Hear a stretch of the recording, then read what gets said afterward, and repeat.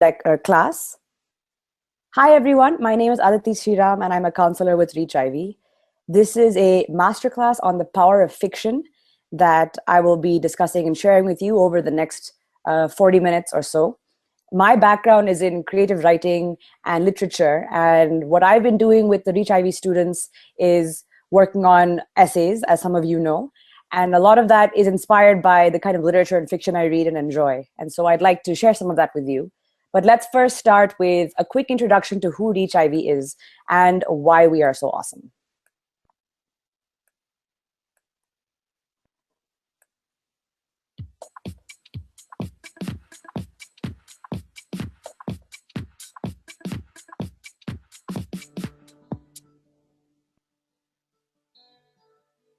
ReachIvy is a boutique education advisory that helps aspiring students get accepted into top-tier education institutions globally for high school, undergraduate, master's, MBA, and executive education programs.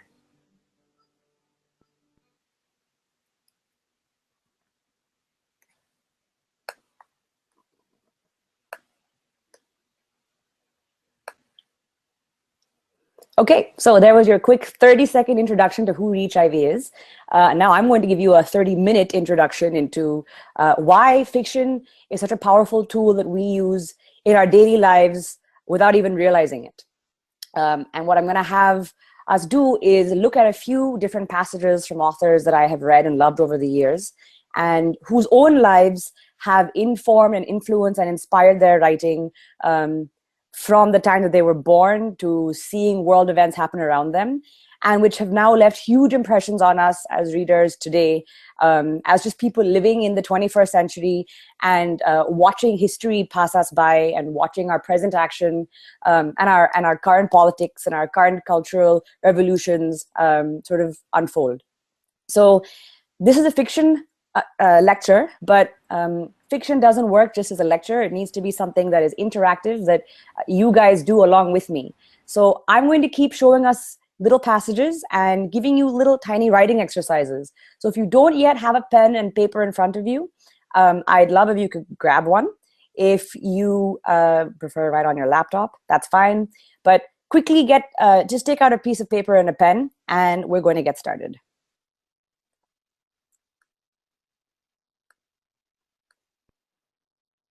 Okay, so you should be seeing a screen that has exactly 6 words on it.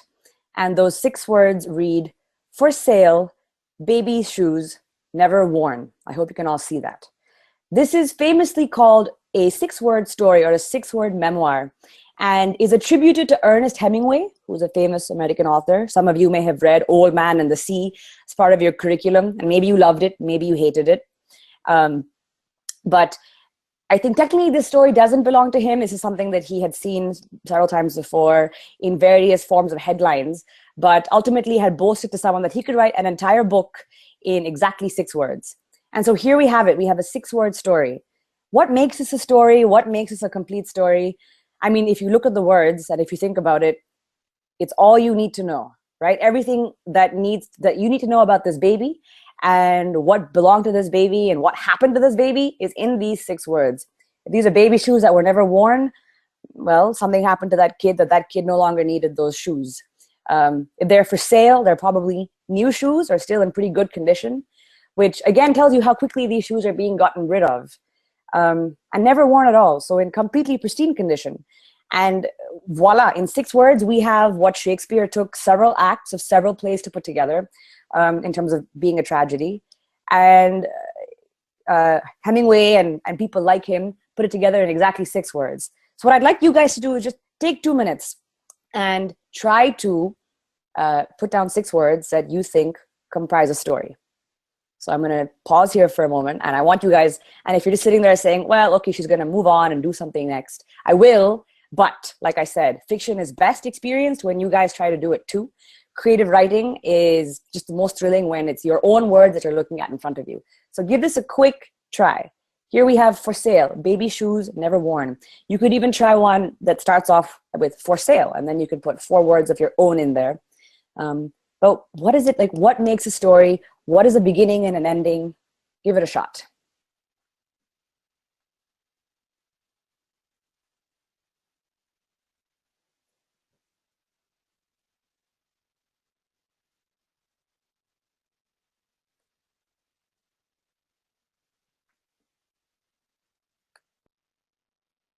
Okay, we're back to my face again. We'll maybe come back to this. We'll see if we have time. But for now, just hold on to these 6 words. It's only 6 words, but they are very powerful words. And like I was saying, sometimes all you need is just a few words to convey what's going on.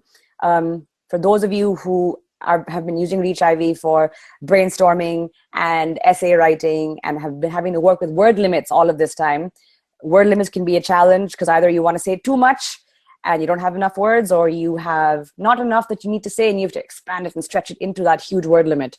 Either way, to play with what it means to have a word limit, to work against the constraints of a word limit, is a really helpful tool to improve your writing skills. And so in some sense, it's good that you guys have to write essays, because word limits, like I said, are a good way to sort of play in practice. But let's move back into fiction, because it's way more fun than writing essays. So why write, right? If we rewind about 200 years and head back into the 1850s or mid 19th century, there was a huge focus on puritanical literature in America. Let's talk about the US for a moment, and then move into other writers. But in the US, you had authors like Herman Melville. I hope you've all heard of him. He wrote Moby Dick famously. And Moby Dick is a very bipolar, or it's a polarizing book. Some of us love it, some of us hate it. It's way too long for some people. It's just right for other people.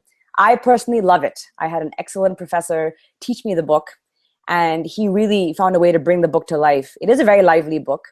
And what Melville was doing with this book was revolutionary. He was trying to move away from the American focus, like I said, and emphasis and religious cultural core of being a Puritan. Because at that time you had 200 years, you had 100 years worth of people who had moved to the United States from the UK, fleeing a whole bunch of other things, and coming to the US to start something brand new, to start their own culture, their own fabric and way of living. And that meant being deeply religious, deeply sentimental, maintaining a very firm puritanical base. And authors such as Melville and Emerson and Thoreau and Hawthorne, and these are all names that I can put down in a document and share with you all after this talk. Authors like them said, there's more to life than living in fear of God and trying to live this most pure and puritanical life. We need to explore nature. We need to celebrate what it means to be alive and be present today. And so if you can imagine, this was 100 years before the hippies and 100 years before free love and the Beatles and all of that.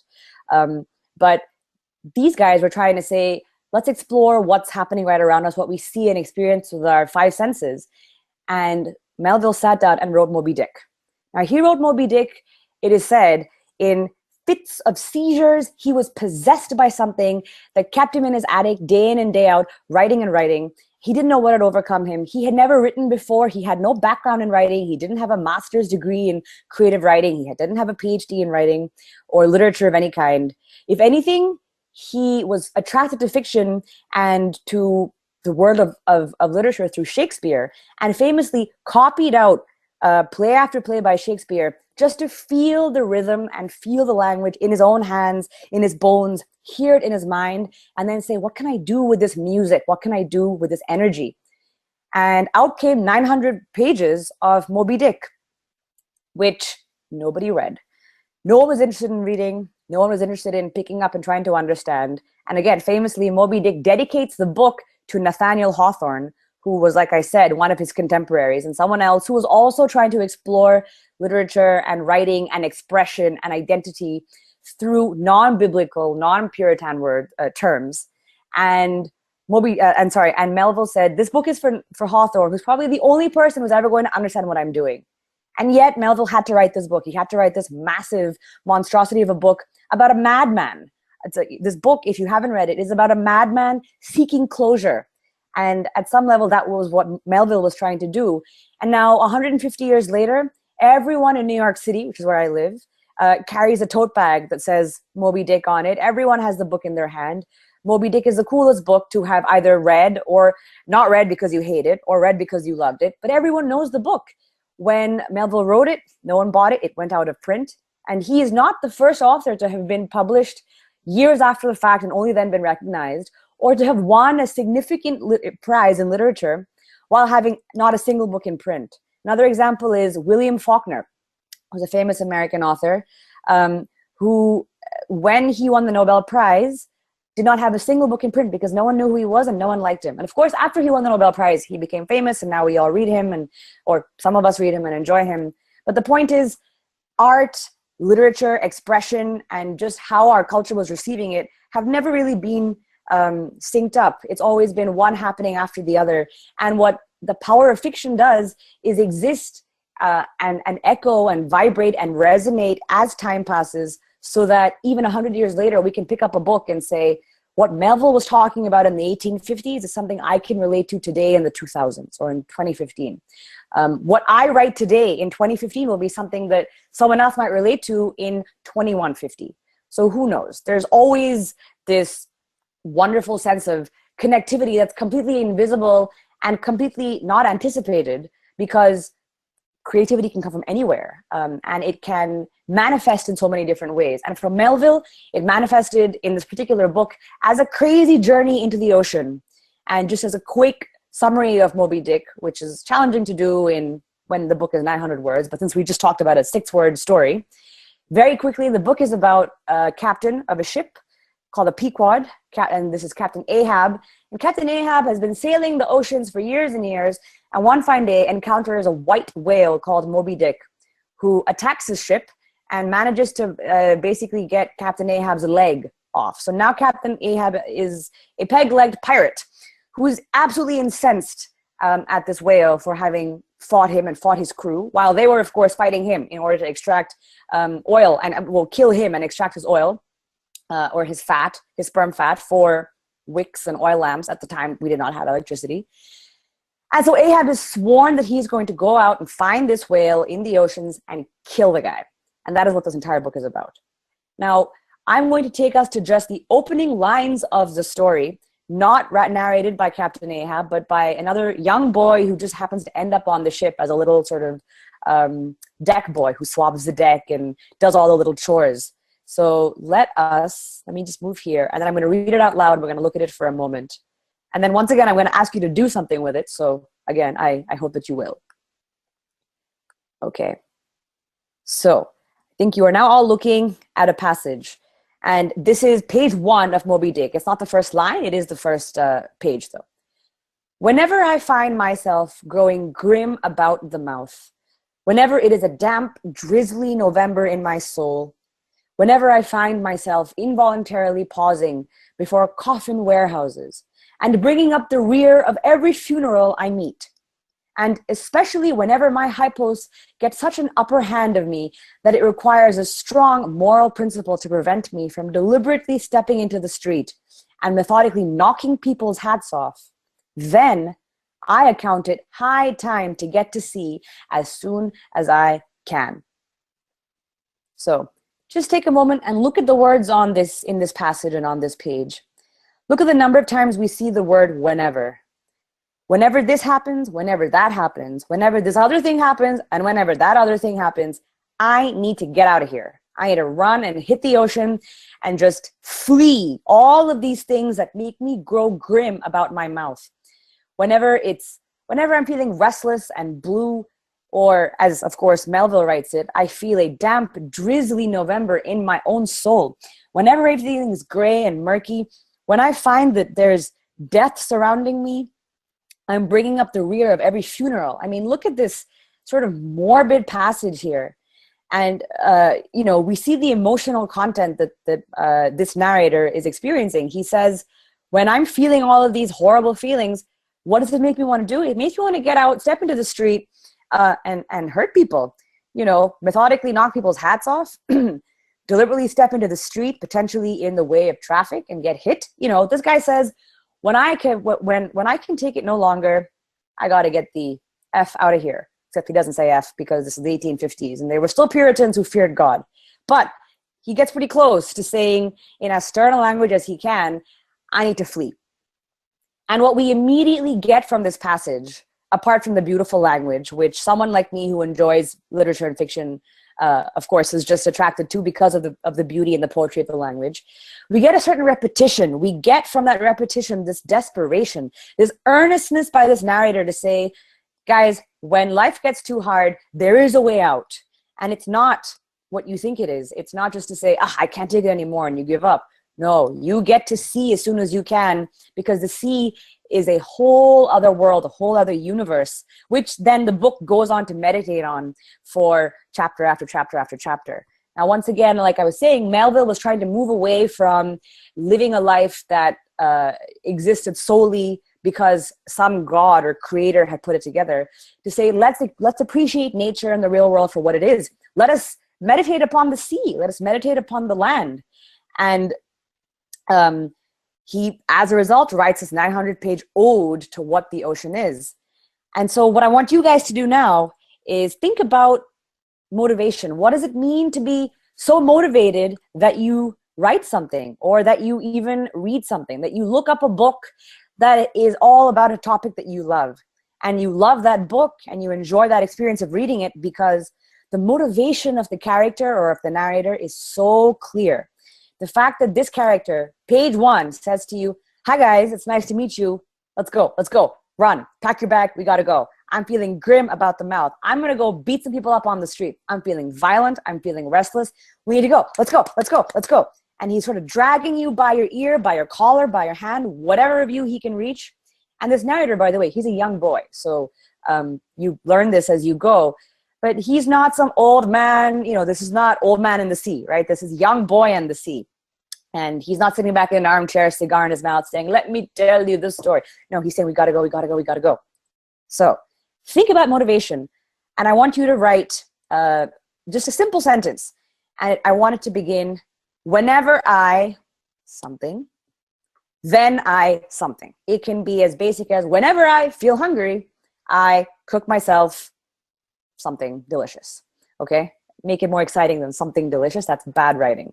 But I want you guys to think about just what it means to say, this is a cause and this is an effect. Cause and effect they rule physics, they rule history, they rule all of our laws of nature are governed by cause and effect. It influences fiction too. And this boy says in this story, in the universe of this book, the rules of this universe say that when this boy feels blue, he scrams. So take a minute. Whenever I something, then I something. I'm going to show you the passage again so you can read it one more time. And again, we're going to take just a minute, but I want you guys to really think about what this passage is doing and why it's going to make you want to turn the page. We already have a sense that this character is restless and uneasy and he's anxious. He's going to go. So what are you going to do? And what's going to make you do that thing that you're going to do? So put that together.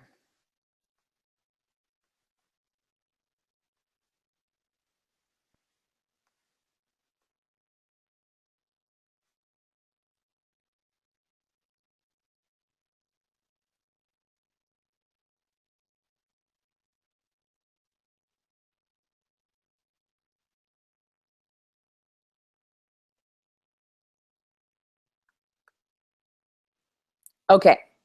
Hopefully you put something down, even if you just started to put something down or you wrote the word whenever. I applaud you. The first word is the hardest word. Second word is a little bit easier, and it gets easier as you go. And like I said, I'm going to keep bugging you to write it down, because you'll be surprised when you look back at this and you say, oh, that was actually a pretty cool idea that I had. Or that word, I haven't thought about that word or written that kind of sentence in a very long time. Who knows what I can do with this kind of idea? Or who knows where this came from? What was I thinking in my subconscious? Why am I reflecting on this particular aspect of who I am? In fiction, the power of fiction is to make you do that. It's to make you really dig deep without even realizing that you're digging deep. That's the beauty of fiction. And the beauty or the appeal of saying, oh, it's summer reading, or I'm off to the beach. That means grab a paperback, grab some piece of pulp fiction and read it and, sort of relax. But then really what you're doing is you're entering an entire universe. You're entering the brain of someone else. Not only that character's brain, but the author's brain who created that character's brain. And you are taking this very complicated psychological journey that we never think about, or that we take for granted because we're just so used to it. So if you stop and think, what you just did when you wrote that line down was start to even figure out who I am, what drives me, what motivates me, why is that important? Why do I cook that delicious something when I'm hungry? What does that have to do with how I was raised and the kind of food I remember or the smells that I like? What does it have to do with what my mother or father would cook, or what my grandmother would make, or the fact that I didn't have any of that? I was in boarding school and I hated the food. And you know what? I never cook anything when I'm hungry. I go out and eat. I don't know. What are these motivations? What do they say about who you are? And more importantly, when was the last time you thought about any of these things? And if you didn't, and if Moby Dick on page 1 makes you think about these things, then already the book has done something for you. It's already taken you that much closer to answering a deep metaphysical, psychological, biochemical question about who you are and where you fit in this world. And I don't know if a physics textbook can do that for you, or if, well, I won't bash on the other subjects. They're all great. But for every time that a book or a story or a line in a story makes you think, huh, wow, when was I last grim about the mouth? When do I feel that cold, damn, grisly November in my soul? Then Moby Dick has won, Melville has won, and even if he is suffering in his grave, wishing that people had actually bought and read his manuscripts and his books, well, now we can, and we can make it up to him 150 years later. Okay, so I'm going to move to our next author and talk about him for a couple of minutes. Hopefully you've heard of Vladimir Nabokov, the Russian author, who wrote most famously Lolita, but has also written a number of other books and essays about writing, and lectured and taught literature at Cornell University in the 70s and 60s.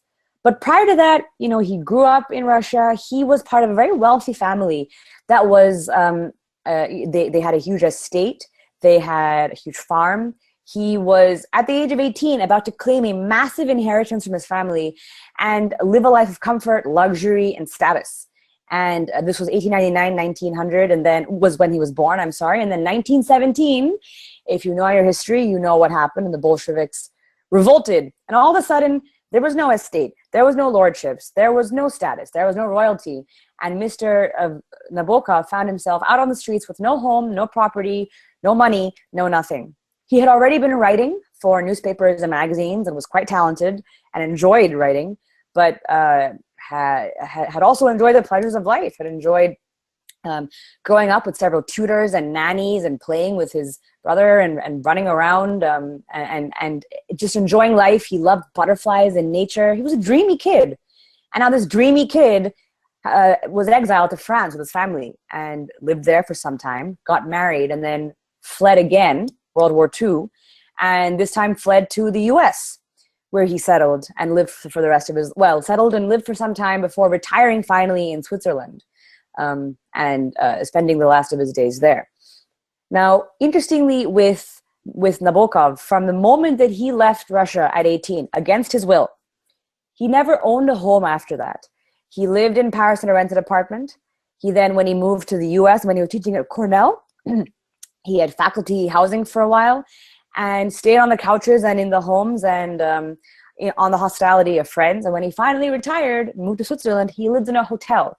He never once again owned a home. He never felt like he had a home. If you can imagine being exiled at age 18, right on the cusp of coming into something grand, and then having to find your way back slowly in your own way. Not only is this something that must have taken a lot of time for Nabokov to handle and deal with and get used to, it's also a trope we might have heard before. How many Hindu stories, for those of you who have read or are familiar with the Ramayana and the Mahabharata, are stories of exile? How many stories do you have of men or boys who left home at a young age and then had to go find themselves, and along the way picked up powers? It could be Star Wars, it could be Harry Potter, it could be a number of different stories where someone left home and realized something about themselves, or had to make something of themselves that they hadn't originally planned on doing beforehand. And so famously, Nabokov wrote a bunch of books. One of them, of course, is Lolita, that you may have heard about. Those of you who have read it, I'm curious to know what you think. Those of you who haven't, I recommend it. It's a disturbing, unsettling, weird book.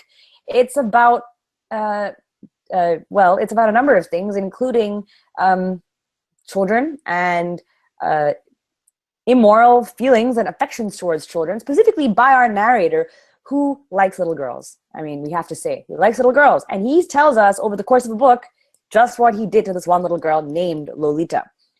And I mean, Can you even imagine a book like this being written? Can you imagine a book like this being published? Well, no one could at the time. In fact, only his wife said that he had to have this book published. He wrote it.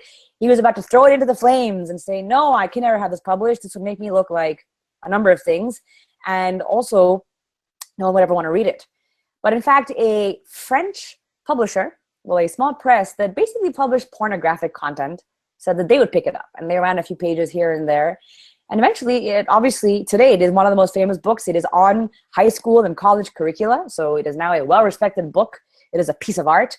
And I want us to look at it for a minute because I want us to see just what this character of Lolita was to our narrator. And so once again, we're going to look at page 1 and just look at how he describes the girl who takes up the rest of this book.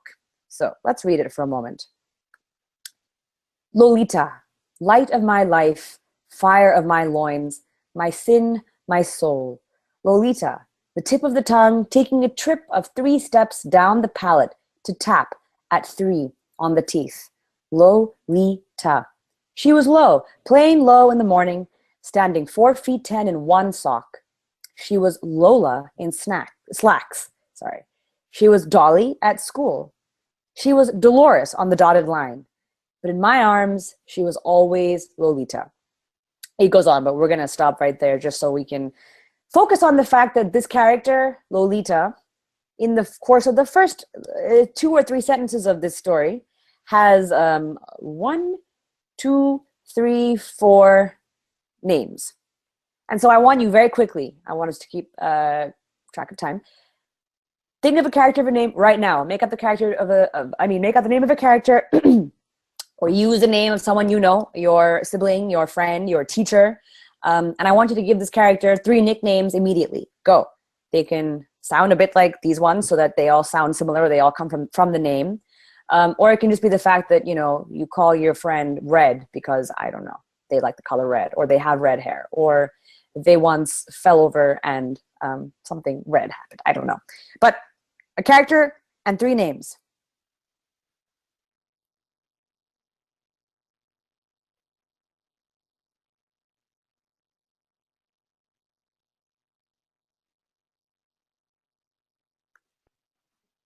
Okay, this one, I gave you guys less time because it was just names. But already in the first 3 lines or 4 lines of this passage, of this first page, of this first chapter of the book, about a girl who a much older man takes from her home with consent, and then spends the next many pages and months living with and sleeping with. We learn, so she's Dolores. That's her given name, Dolores. That's a nice dignified name. She's Lola in slacks. Okay, so that's a nice nickname. Has a certain musicality to it. She's Dolly at school with her friends. A certain youth and youngness in that word. She's just plain low in the morning when people are rushing to get her off to school. Low, hurry up. You might have a nickname for a friend, but your nickname might get even shorter when you're pressed for time. But to him, she's none of these. She's something much more beautiful, much more whimsical, much more feminine, Lolita. And for him, it's not just a word that you say. It's a word that you take a trip of 3 steps down the tongue to recite. It's a chant. It's a hymn. It's something devotional. It's something loving. It's something obsessive and highly creepy. Don't recommend that you guys necessarily come up with these nicknames and then go flying them around. But what does it mean for a young girl to have all these different names? What does it mean that your friend is called Rahul at school and Ro at home, and then something crass by you? What do all these different things say about a person? And it once again gets to the question of who am I? Famously in Moby Dick, the first line of the book is, "Call me Ishmael." That's how the whole book begins. And it's a very famous line because it's so beguiling. Call me Ishmael. Why should I call you anything? Is your name actually Ishmael? Why? Is it not Ishmael? The way you say it makes it seem like it could be your name, but it could also not be your name. And now I don't know if I trust you. And if I don't trust you, why should I read this whole book? If Lolita isn't this girl's real name, what does it say about the guy who made up the name? Well, it tells us that he's crazy about her in crazy ways. And we need to maybe be a bit suspicious of who he is and what he's going to say and how he's going to describe things. Why didn't he just call her Lola? Why didn't he just call her Dolores? No, he had to have his own name for her. He had to possess her in a way that no one else possessed her. And we don't have to see any of that in the first lines. He doesn't say, I named her this because I had to possess her. He just says, this was how I called her. This was how my tongue rolled, how my tongue rolled around in my mouth, how it hit my teeth, how I sounded these syllables, how I gave it life. So okay, I get it. You're creepy. But again, the power of fiction is that in this beautiful lyrical way, you get the hint of who the character is, who the narrator is, and who this girl is because of just all the names that she has. Think about all the things you call your teachers in school, or used to call your teachers in school. They were Mrs. or Mr. something, or sir, or ma'am, or miss when you addressed them. But behind their backs, there were so many other things which got at their personalities. And if you can get at someone's personality, you understand them. You can connect with them. You can get through to them. You transcend all the other barriers of what makes an identity, someone's name or fate or features or height or weight or color or background or ethnicity or abilities. This is something else. This is something about who they are intrinsically. And it can all come out of just how you say someone's name, how you say your mother's name, how you say the word mom when you're angry, when you're upset, when you're happy, when you're mad. It can convey so much, right? So just think about how Nabokov does this with this character. And I bring up the whole story about never finding a home because this book too took a long time before it found a home. And of course now it has a home. It has many homes. It's on the bookshelves of many, many, many thousands and millions of people. But some stories, some ideas start without a home. Some journeys start without an endpoint or even without an origin. Well, I guess you have to start with an origin, but you don't. But they may start without knowing where you're going, and that's okay. Fiction says, just go, get out of there, hit the sea. You're feeling grim about the mouth. Go, start the story. See where it takes you. You may find a Moby Dick kind of whale. You may not. You may meet a little girl. You may not. Probably it's better that you don't. But whatever it is that you're doing, just think about how you relate and connect to the people around you, and whether you call them Lolita or Lola or Lo, and what that says about who you are, what your mood is, how you connect. Okay, I'm going to keep sort of moving. The next author I want to bring up briefly is a woman named Nadine Gordimer. Nadine Gordimer won the Nobel Prize in 1991. She's a white woman from South Africa, and wrote a lot about apartheid. Grew up and spent her entire life there. Was an introvert, loved to read, read a ton. Went abroad for schooling, came back and was shocked at the state of affairs in South Africa, and wrote a book in 1979 called The Burgher's Daughter, it's about an activist family and the daughter in this activist family. And this was in 1979 while Mandela is in prison. Famously, I don't know why I keep using that word, but famously, Mandela in jail manages to get a hold of this book. The book is banned because of all of the anti-apartheid sentiment that it contains. And Mandela manages to find it. He manages to read a copy of it and then writes a letter and sends it back to young Gordimer saying, I read your book. It was amazing. Thank you. I hope that we can talk and meet someday. And after he's released, they became friends, and she followed him around while he, once he was president, and they had a very solid political and activist partnership. Gordimer and her husband hosted Mandela several times. When Mandela went to receive the Nobel Prize, he took Gordimer with him and a whole other crew of people. But let us look at just the beginning of how she begins, The Burgher's Daughter, and let's do another very quick exercise. So here we go. So this is the opening of The Burgher's Daughter. Among the group of people waiting at the fortress was a schoolgirl in a brown and yellow uniform holding a green eider-down quilt and, by the loop at its neck, a red hot water bottle. Certain buses used to pass that way then, and passengers looking out will have noticed a schoolgirl. Imagine, a schoolgirl. She must have somebody inside. Who are all those people anyway?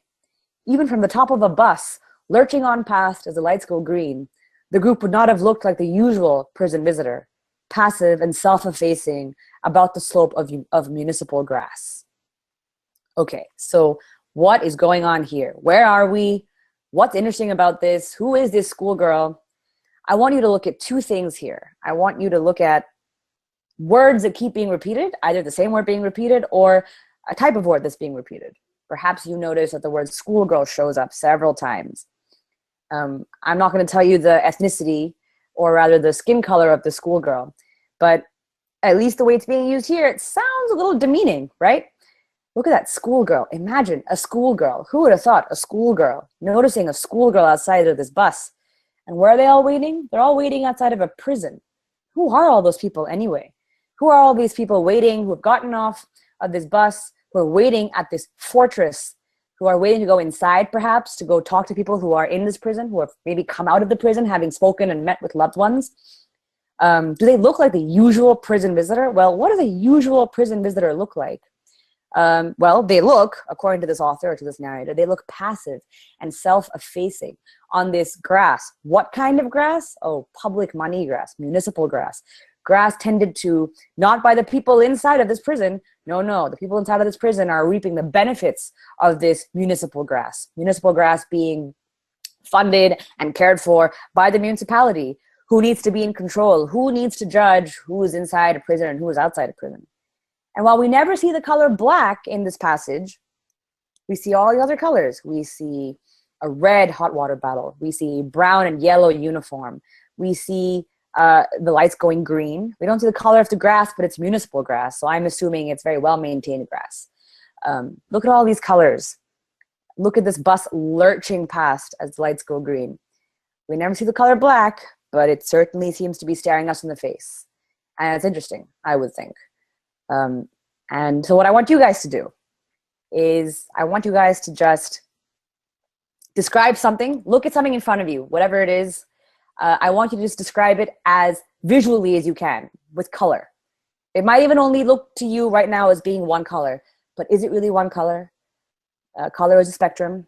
Is it black? Is it really black? Well, what kind of black? Is it shiny black? If you're looking at your iPhone screen, like I am right now, it's not just black. It contains within it the shadows of other things or the reflection of things. It's faded at places. It's chipped. So maybe look at your hand. Your hand is many colors. It's many contours, and it's not flat. So describe it. Take a minute, and I want you to describe it.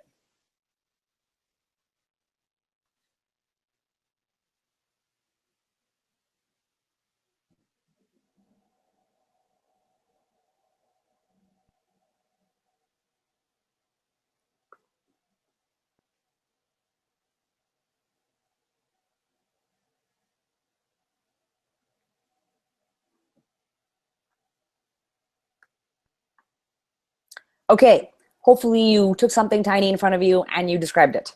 Or even if you didn't write it down, maybe you noticed that in fact the yellow bag in front of you isn't all yellow. There's little bits of brown blended into there, or other colors, whites or oranges, or that some of the color is faded, some of the color is frayed because of the fabric. Well, what kind of fabric is it?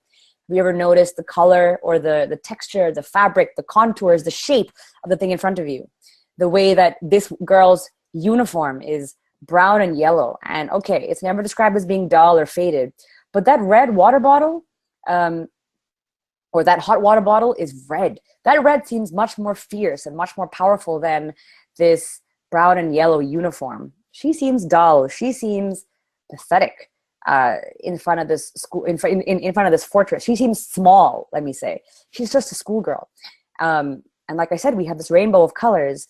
What is it all adding up to? When you put all colors together, they make white, yes, but or they come from white. If you were to take a bunch of colors on a palette and mix them all together, they'd make this murky, black, disgusting thing. And it's just interesting to me that we have this rainbow here, missing a few perhaps key colors.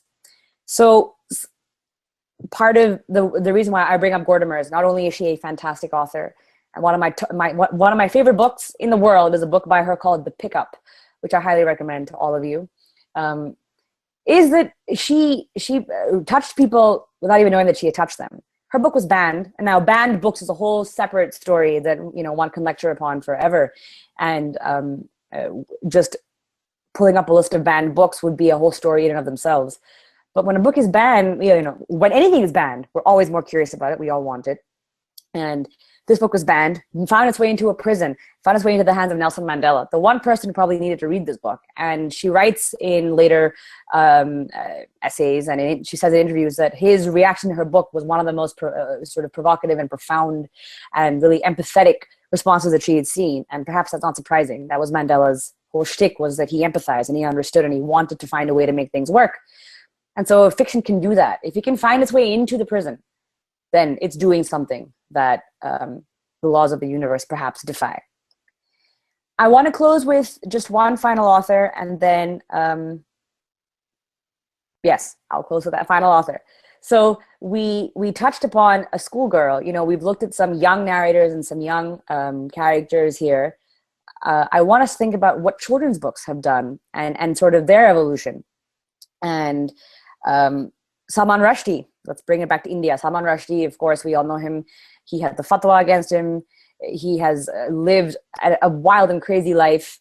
And part of his story, or part of what's interesting about Rushdie, is that, of course, you know, he wrote these stories based on his own experiences in Bombay.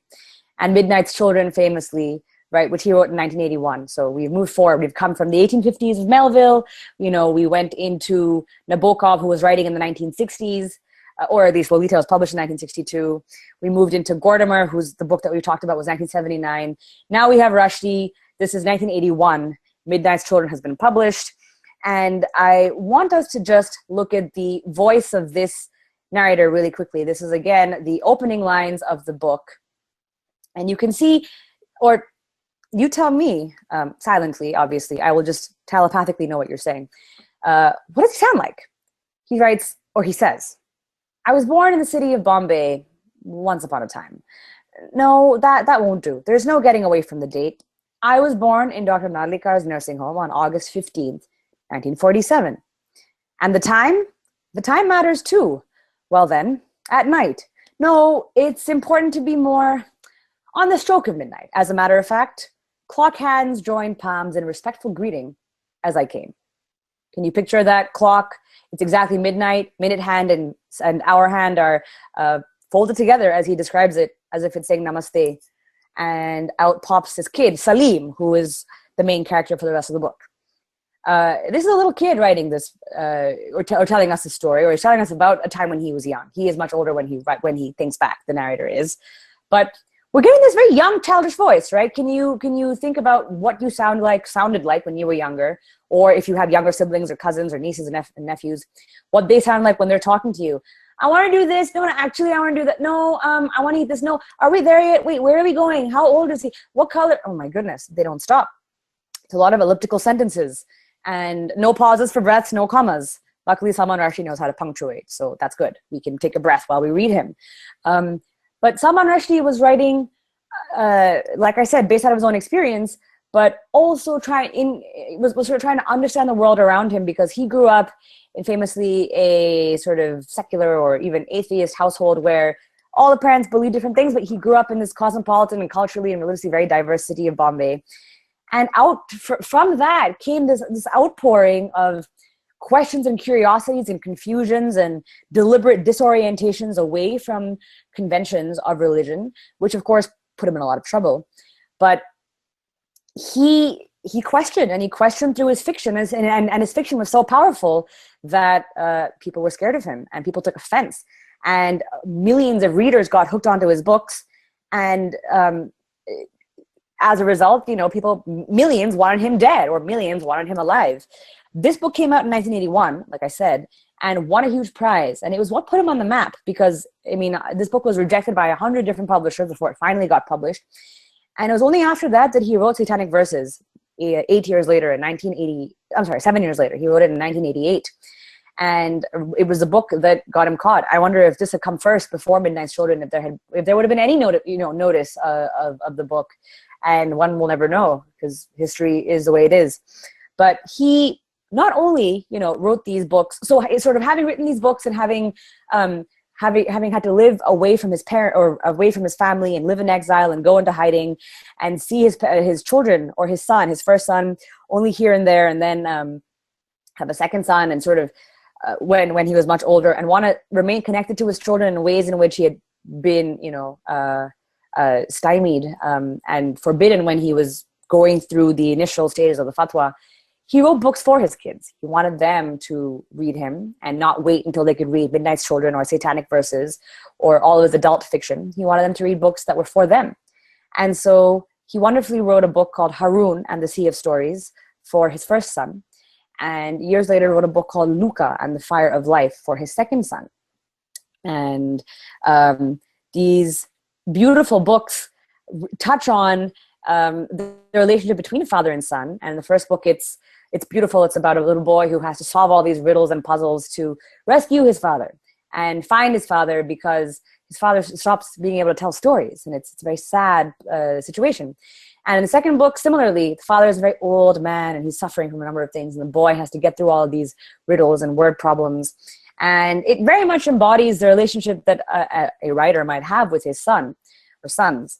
And so let's look at this passage very quickly just to see how Rushdie plays with words and makes an instant connection with his son, given the language that he and his son may speak to each other and what they're familiar with, and also kind of connect with readers.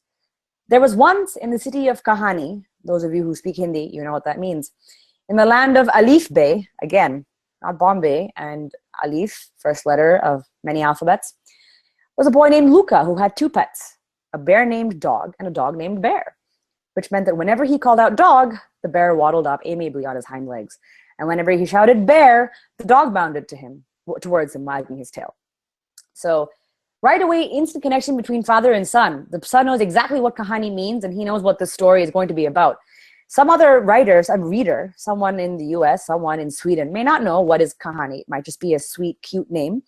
But as the story goes on, perhaps the meaning of the word Kahani becomes more apparent. And Rushdie, as we know, or maybe as you will find out if you read him, is very good at this, very good at sort of inserting words from various languages and making those meanings apparent to readers. Because why think in English all the time? Why cater to English reading, English speaking audiences all the time?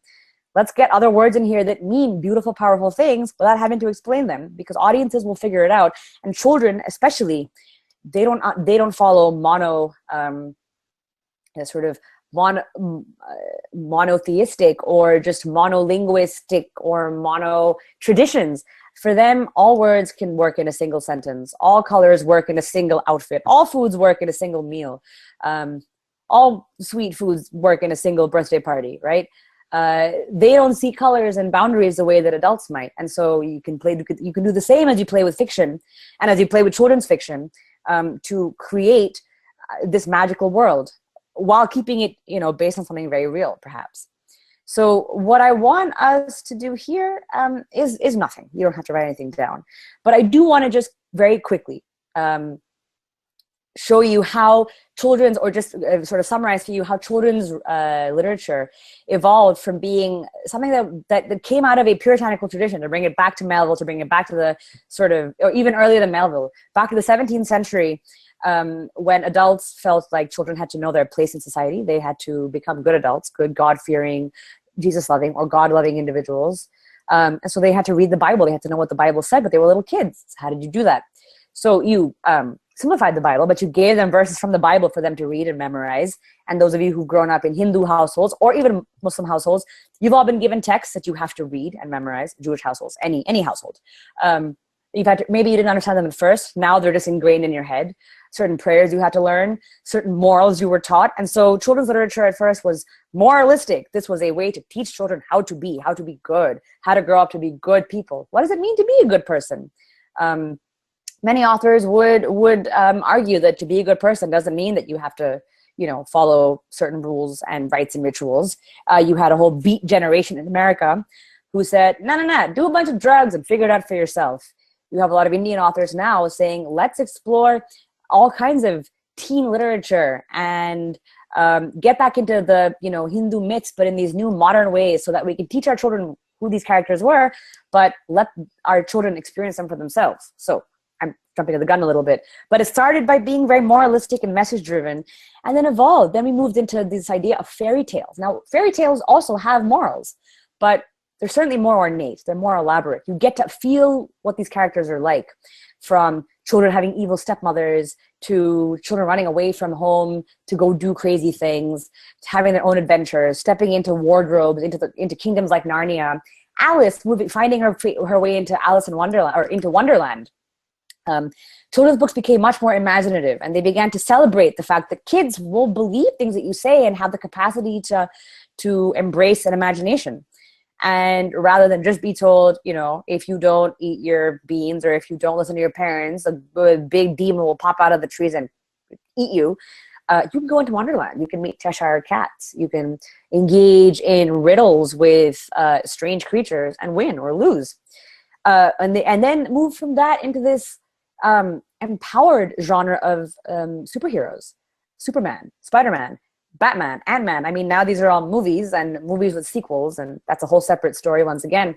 But these were stories that the kids ran out of their covers, that they loved, that they wanted to live their lives around, what these characters were like as superheroes, embracing this whole new other side of them.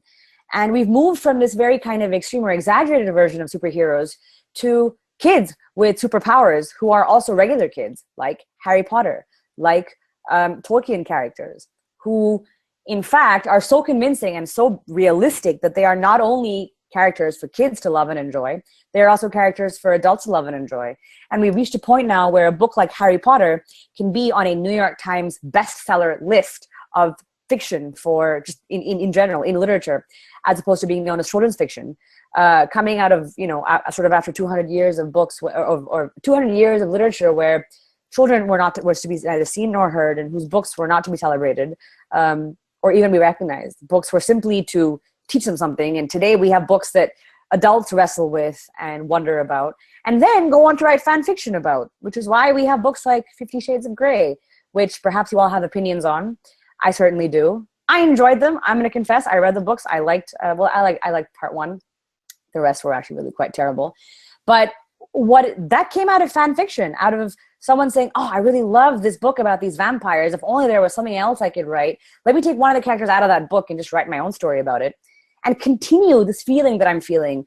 I'm at sea. I'm no longer grim about the mouth. I'm back at sea. I'm experiencing something. I'm using my senses. I'm observing and I'm enjoying. And I need to continue this momentum and this energy that these authors started for me pages and pages ago, or years ago, centuries ago, when they wrote that first book, when they were seizing and channeling Shakespeare and writing about nature. And now here I am writing, on a blog somewhere about vampires and finding followers and finding people who read and enjoy my work, because we're always connecting. We're finding each other's identities. We're finding our ways of discovering Lolitas and young characters who are able to look back and reflect upon a time when a country became independent, or about someone who had to leave home at age 18, writing in Russian, and then moved to France and wrote only in French, and then moved to the US and wrote in English, and is one of the few authors in the world, Nabokov I'm talking about, who translates his own work, unlike most other authors, and who chased butterflies in his free time because that's what he liked to do. So perhaps the bottom line of all of this is that writers are crazy. Maybe in hearing me sort of talk about this for a little while, you might feel the same way about me. I would not argue that. And I will leave you with this final thought that take the little sentences that you guys wrote down. Take that 6-word memoir. Take those character nicknames that you came up with. Take that sense of motivation. Whenever I X, then I Y. Look at the other passages about voice, about that cantankerous little boy who says, I was born, well, I have to tell you, it's kind of like, let me see. It was this time. It was, well, okay, I have to be specific. Sort of boasting and bragging and reflecting.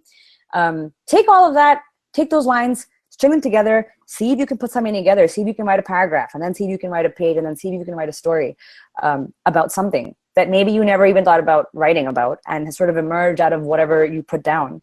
And then share it, see what others think. And voila, you will have joined the ocean, or you will have entered the ocean of fiction. You will have joined this crazy current and energy of creating and creativity. And perhaps it'll make word limits and essays that much easier and that much more fun to write, because now you know where your energy and your excitement comes from. I meant for this to be shorter. I'm sorry it became longer. I will end it here. So if you have questions about ReachIvy, please go to our website and click around. If you have questions for people who are at ReachIvy, for the entire team, to help you with whatever it is that you're working on, please contact us at help@reachivy.com. And we can't wait to hear from you. We will be sharing this lecture and follow-up stuff on the internet. You can ask us where to find it. And I'm going to sign out now so that you don't have to keep looking at my face or hearing my voice. Once again, thank you all so much for listening. I'm Aditi Sriram. I'm at ReachIvy. I'm a counselor there, and I was thrilled to be able to share some ideas and passages with you today. So have a great rest of your day and week.